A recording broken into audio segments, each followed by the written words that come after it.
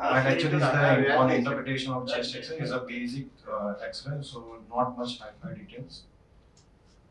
In interpretation of chest X-ray, one should go for the quality check, ABCD approach, and the identification of the pathologies.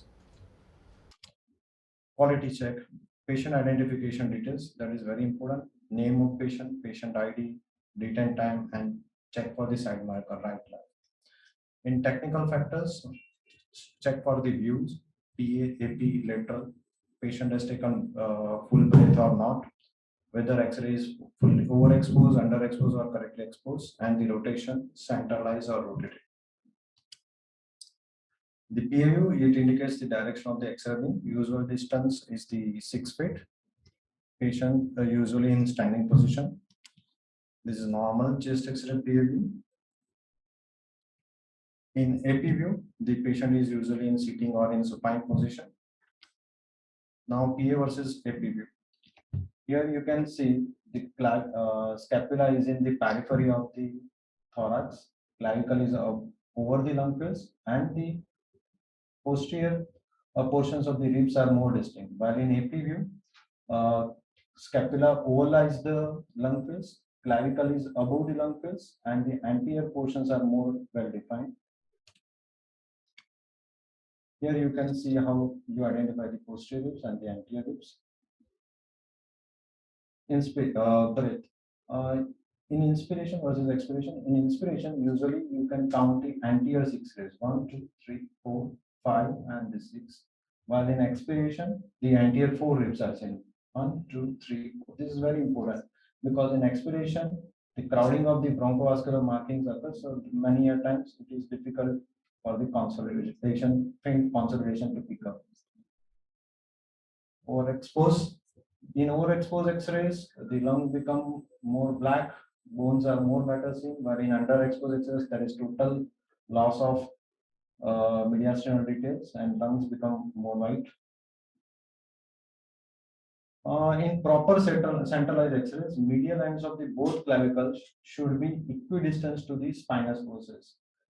In rotated X-rays, one lung becomes more lucent and the other lung becomes more white.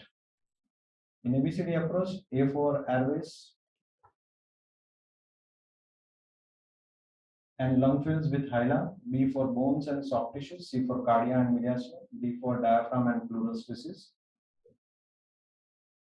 In airways and lung fields, one should look for the central airways, trachea, carina, and both main bronchi. In lung fields, peripheral airways, they are divided into the upper, mid, and lower zones. This is the anterior second rib. The lower margin above that is the upper zone. Below that and the inferior margin of the anterior fourth rib, that is the fourth mid zone, and below this is the lower zone. 40% of the lungs usually obscured by other tissues, bones, heart, and diaphragm. In lung fields, usually one can see the linear and fine nodular shadows of the peripheral pulmonary vessels. In hyla, pulmonary artery and veins. In bones, one should see for ribs, any rib fracture or any cervical rib is there. Both humerus, clavicle, scapula, lower cervical and upper dorsal spine. Soft tissues, one should see for the supraclavicular fossa for lymph nodes, lateral wall for surgical emphysema. Here you can see the surgical emphysema.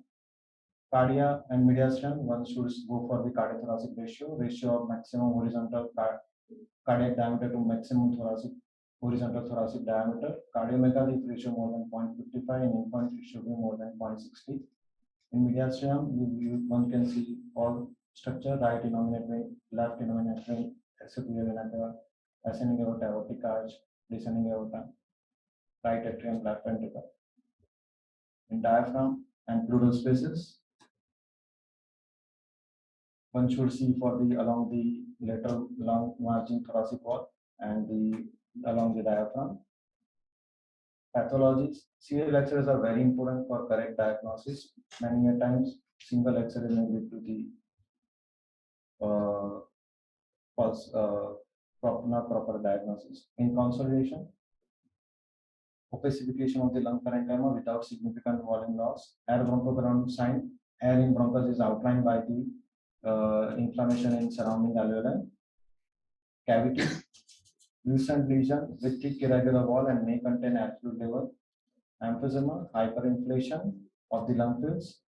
Flattened hemidiaphragm is the most reliable sign. Increased radiolucency of the lungs and widely spaced ribs.